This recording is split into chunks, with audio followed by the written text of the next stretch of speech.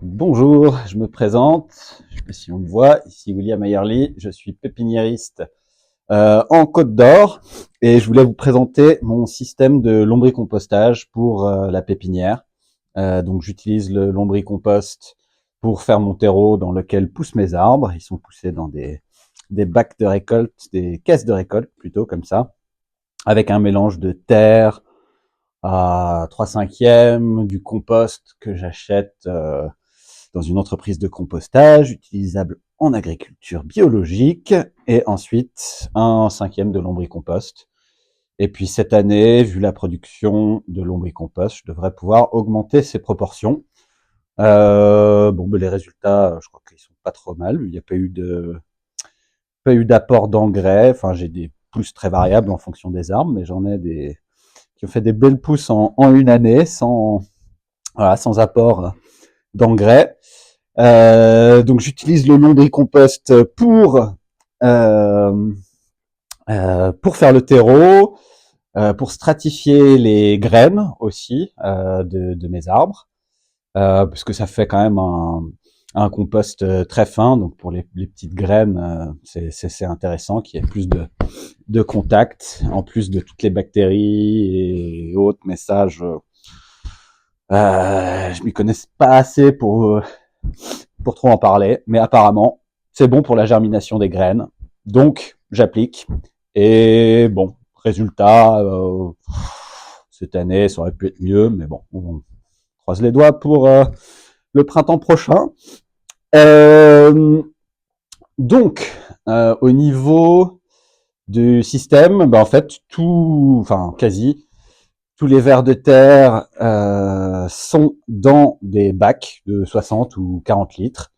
Je les nourris avec du fumier de cheval, du marc de café que je récupère dans des restaurants du coin, un petit peu de crotte de chauve-souris, et pas trop de déchets alimentaires, enfin de déchets alimentaires, on se comprend. Ça, je le fais dans des bacs à part parce que je mets un peu de tout, des os, de l'huile, des trucs. Enfin, je passe par l'étape bokashi avant de donner au ver de terre. Mais du coup, on se retrouve avec des os de poulet et des trucs comme ça dedans. Alors pour la pépinière, ça fait plus de tri, donc je fais ça à part. Donc ouais, nourri au fumier de cheval, au café, enfin au marc de café, et un petit peu de crotte de chauve-souris. Euh, c'est ça, j'ai ramassé les vers de terre pour commencer, dans un tas de fumier. Enfin, ça m'a mis un moment, et puis ensuite que j'ai multiplié. Donc ils vivent dans ces bacs que je remplis par le haut, forcément. Euh, et quand vient le moment de la récolte, ça se fait à la lumière. Les vers de terre qui n'aiment pas la lumière descendent quand ils sont un peu secoués et qu'il y a de la lumière, et je viens gratter par-dessus. Voilà, je vais vous promener un petit peu. Hop, désolé, je suis pas très bon caméraman, on va voir ce que ça donne. Et puis bon, niveau équipement, c'est un peu du bricolage. Donc voilà, dans ces bacs que les vers de terre vivent, il y en a un peu partout, il y en a en dessous, il y en a sur les côtés, aussi dans ces auges, qui n'ont pas de trou en dessous, donc il faut que je fasse gaffe à pas amener trop de flotte et d'aliments flottés. Les bacs, par contre, ont des trous dans le fond pour que l'eau s'évacue. Ça n'empêche que ça reste quand même bien humide. Là, cette année, trop humide, vu que, enfin, il a toujours fait humide dans le coin dehors, là. Donc, le compost est humide cette année. Euh, voilà, du marc de café mélangé. Ah oui, le marc de café mélangé à des copeaux de bois. Que je laisse un peu composter, mais pas tout le temps, et que je donne donc au ver de terre. Donc c'est un système qui coûte pas cher, parce que, enfin, pas cher. Les bacs de 60 litres, ils devaient coûter 9 euros. non, ouais, 10 euros, on va dire, et les bacs de 40 litres étaient à 8 euros. Donc, système simple à mettre en place pour commencer. Au niveau des avantages et des avantages, bah, l'avantage, c'est que c'est simple de se lancer. Les vers de terre, tant qu'ils ont à manger, ils restent dedans. Par contre, bah, ça met du temps à récolter le lombricompost. Euh, et ensuite, bah, on récupère tout le temps le lombricompost le moins mûr, on va dire, vu qu'on récupère par le haut. Et, euh, et du coup, on récupère aussi pas mal de vers de terre et de cocon, ce qui moi me dérange pas parce que comme ça j'en ai dans mes bacs de culture pour mes arbres, donc ça fait de la vie, un peu d'aération et de galeries et de trucs comme ça dedans. Donc c'est très bien, mais voilà, ça prend beaucoup de temps et on se retrouve quand même, vu qu'il n'y a pas beaucoup d'aération non plus, j'aurais dû faire plus de trous, des trous sur les côtés, plus en bas, je pense, parce qu'il y a quand même bah, des poches, des endroits un peu anaérobies, où une fois que c'est récolté et puis mélangé avec le reste et puis un peu aéré, ça va, mais je pense que ce serait de meilleure qualité si bah, il n'y avait pas cet effet. Euh, voilà, voilà. Là, bah, du fumier que je n'aurais pas encore donné et que je ne pense pas leur donner très vite parce que bah, là, il fait 0 et il mange pas beaucoup. D'ailleurs, on va pas voir beaucoup de vers de terre dans cette vidéo parce que quand on creuse,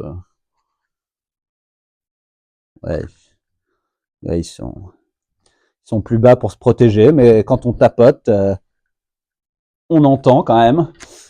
Pas au micro, j'ai pas réussi à enregistrer. J'aimerais bien qu'on puisse faire un enregistrement des vers de terre, mais on les entend gigoter là-dedans. Donc l'étape après, pour me simplifier la vie, et peut-être faire un meilleur compost, c'est ce système. Alors là, bon, c'est un prototype hein, avec un vieux sommier. S'il me dure 1 an, je serai content.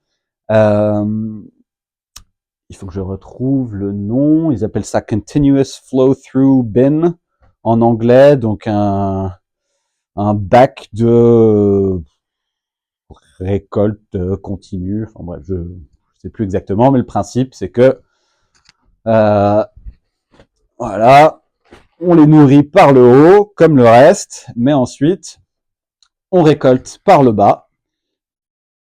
Donc voici le bas de l'installation.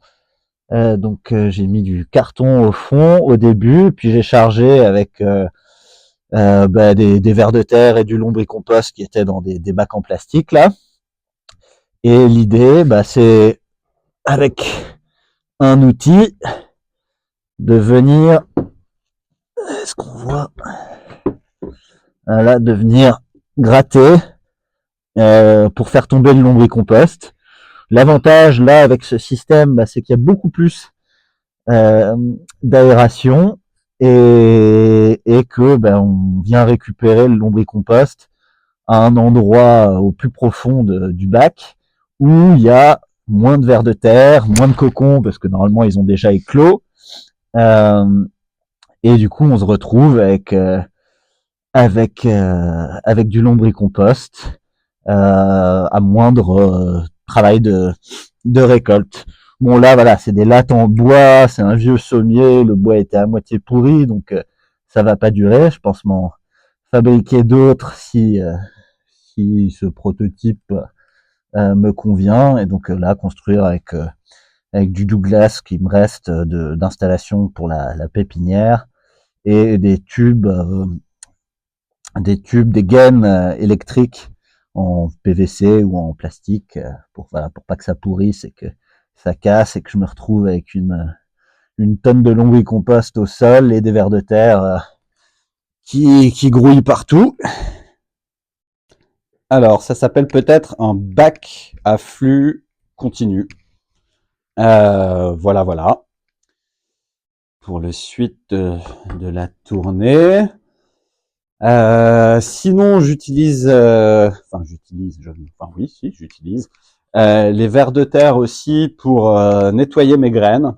Moi, j'ai pas assez de recul pour dire si ça marche vraiment, Mais en gros des graines que j'ai récoltées qui ont encore la pulpe autour, je les mélange à du lombricompost euh, et bon,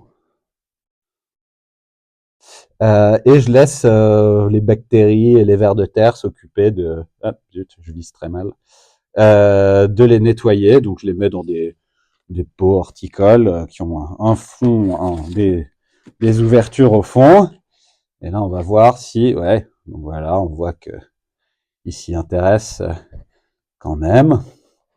Euh, et donc, ça m'évite d'avoir à faire ce travail. Et puis, bah, ça nettoie les graines pour ensuite être semées.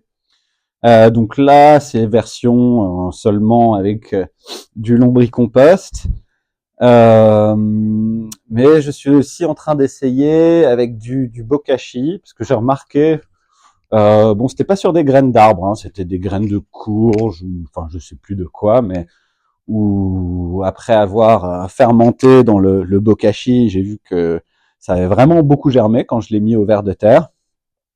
Donc là, j'essaye, j'ai mélangé des graines. Ah bah tiens, on voit qu'il y a des vers de terre là-dedans d'ailleurs. Donc j'ai mélangé des graines avec le ah ouais, ok, ils sont chauds. Oh. Donc avec dans du bokashi, donc là c'est des graines de tilleul, pour voir si je sais pas, toutes les bactéries et ce qui se passe là-dedans amènent une meilleure germination. On va voir. Ce serait super parce que les graines de tilleul, au niveau de la germination, c'est pas incroyable. Ouais, et pour ceux qui ne sont pas familiers avec le bokashi, en gros, alors bon, je vais expliquer en termes scientifiques. C'est en gros un pré-compostage, on va dire, où on prend des aliments. Donc là, j'ai ces seaux. Hop. Alors, est-ce qu'on le voit? That is the question. On le voit. Et donc, dans un milieu anaérobie, on va foutre tous les déchets de cuisine, ou ça peut être même du fumier, hein, ça n'a pas besoin, et inoculer avec des bactéries, alors des bactéries lactiques surtout, je suppose. Et ça va faire une pré-dégradation de, de ouais, une pré-dégradation des aliments. Et ensuite, je donne ça au ver de terre et il semble bien aimer. Au fond, alors à faire, c'est très simple. Hein. Vous allez au supermarché, en ce moment d'ailleurs, et vous leur demandez des seaux de choucroute vides. Vous faites des trous dans le seau de choucroute vide au fond, et vous le mettez dans un deuxième. Et là, vous vous retrouvez avec un jus qui sent pas ouf. Et ça, je le mets dans le marc de café. Voilà, pour ne rien perdre. Et donc voilà, bah, on va dire que ça pré-composte. Il faudra que j'étudie un peu plus la question si je veux vraiment expliquer, parce que donc ça pré-composte les aliments, on va dire, et ensuite les vers de terre semblent bien aimer. Et donc c'est une fois que ça a passé au moins un mois là-dedans, voire plus d'ailleurs, que j'ai essayé de mélanger les graines avec. Donc on verra ce que ça donnera. Qu'est-ce qu'il y a d'autre au menu? Ah oui, si. Donc là, j'ai bricolé un système de tamis qui est pas. Au final, je pense que la vitesse de rotation, ou c'est juste l'humidité du compost, fait que ça me fait des espèces de boules. Donc j'ai pas mal de lombricompost ensuite qui est pas utilisable directement pour les semis, et puis pas génial pour le terreau non plus, à moins de le recasser. Et puis celui qui est récolté ça reste quand même un peu des petites boules. Donc au final, euh, j'ai arrêté de tamiser parce que je trouve que si on laisse les vers de terre travailler assez longtemps, ça fait quand même un compost très fin. Sinon, comme autre option plus simple, euh, voilà, j'ai une caisse de récolte avec du grillage dedans euh, que j'accroche au plafond. Ah oui, c'est là, la chaîne. Hop.